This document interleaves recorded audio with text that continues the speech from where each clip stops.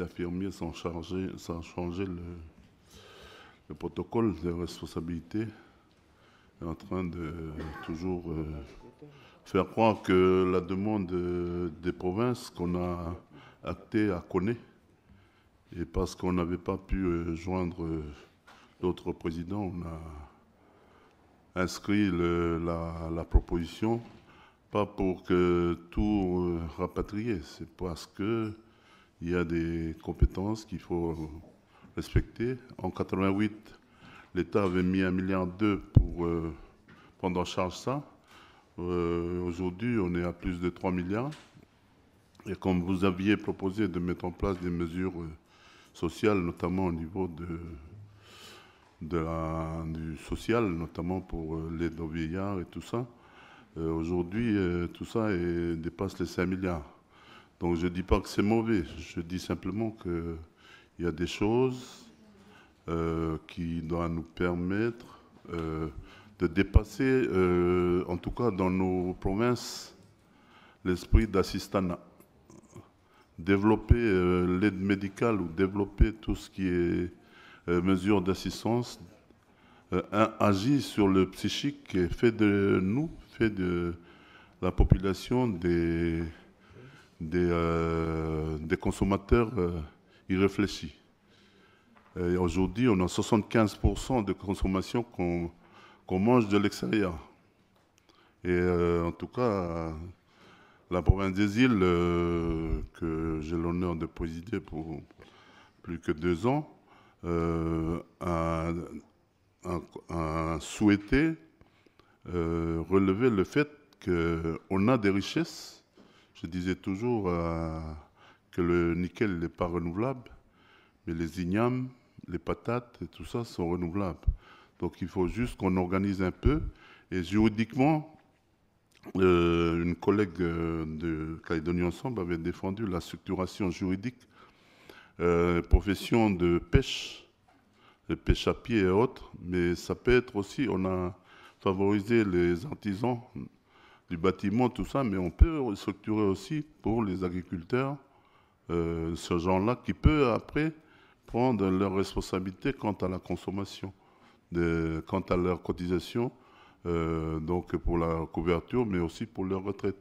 Je veux dire que la dynamique aujourd'hui, c'est qu'on utilise un peu des leviers pour pouvoir sortir de cette politique coloniale de consommation qui nous a impulsé dans cette consommation abusive de tout ce qui vient. Et aujourd'hui, les révolutionnaires métropolitains reviennent avec des théories pour nous apprendre que c'est bon de manger les ignames ou les patates et non pas des produits importés.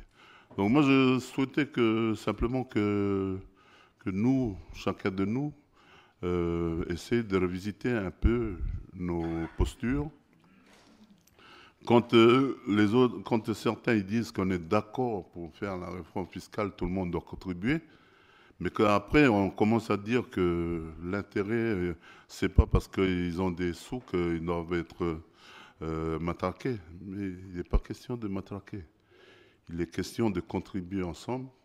Et moi, je fais partie des gens qui souhaitaient que l'impôt sur le revenu soit supprimé, qu'on met en place une contribution de solidarité générale sur l'ensemble des recettes, sur l'ensemble des revenus, qui nous permet à chacun de payer, même celui qui reçoit 90 000 francs, eh bien, il paye 90 francs, mais il participe.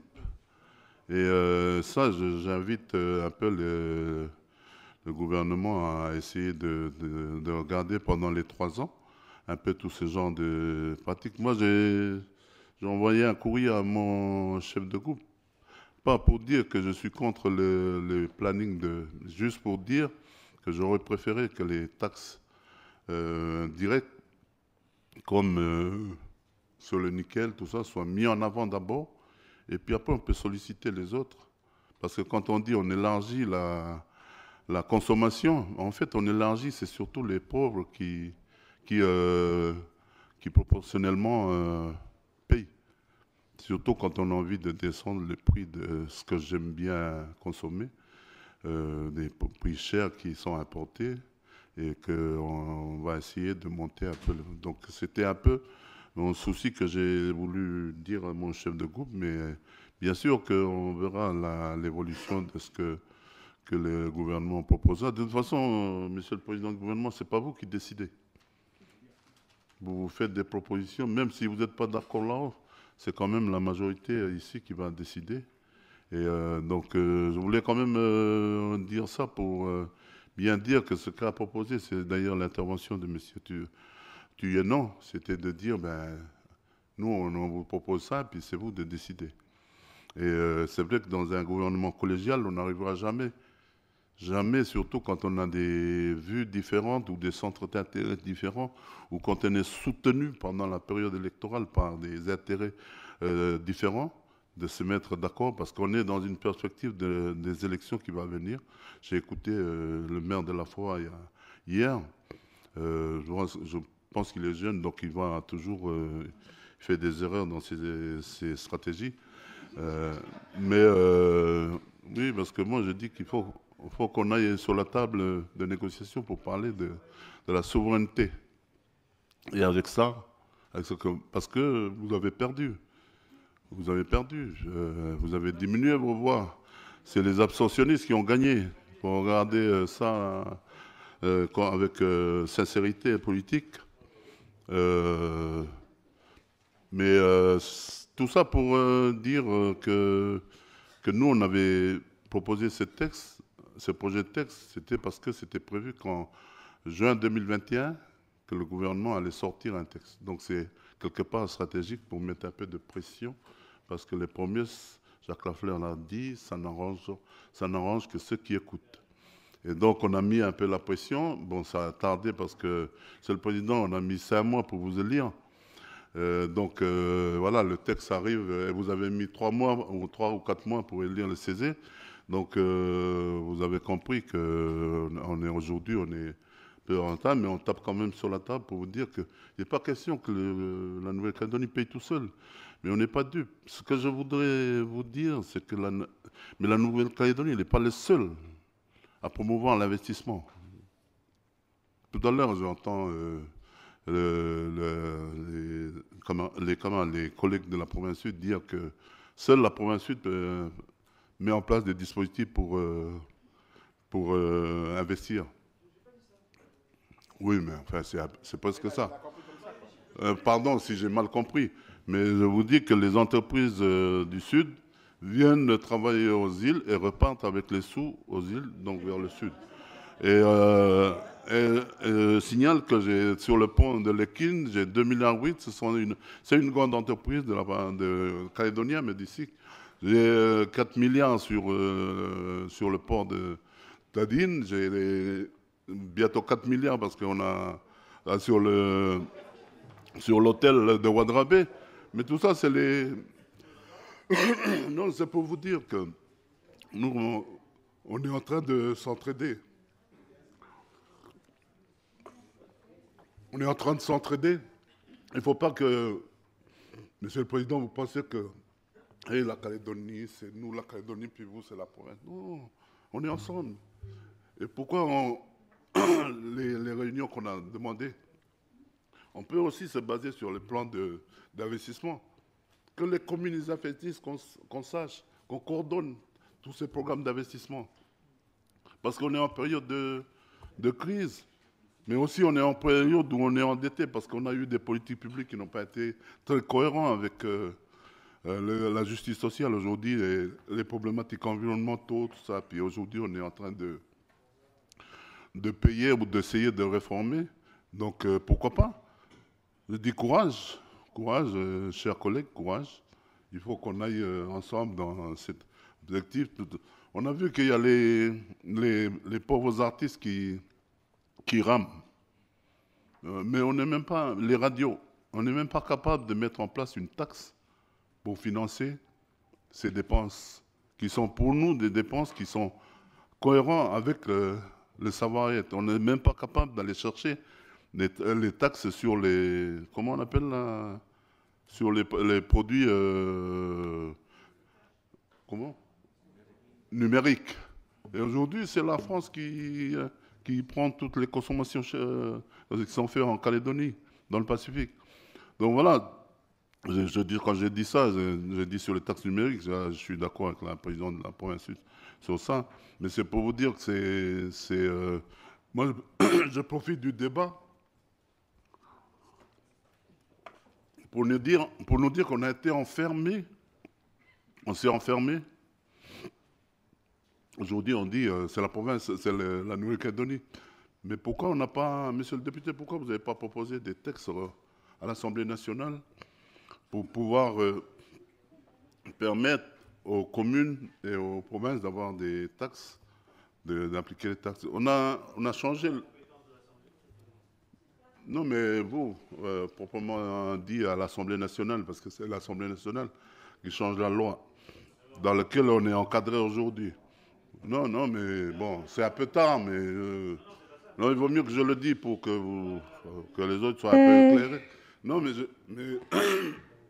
ce que je dis là, c'est pas pour vous, vous attaquer. C'est juste pour dire qu'on a besoin de réformer par rapport à des situations qui a été créées et que peut-être que maintenant, c'est important qu'on le revisite tous ensemble. Je parle peut-être là des discussions à venir, des discussions politiques.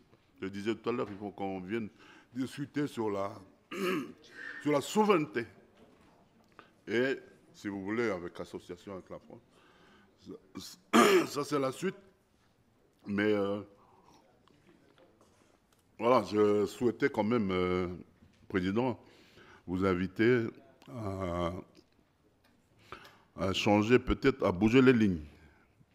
À bouger les lignes dans la manière de travailler ensemble.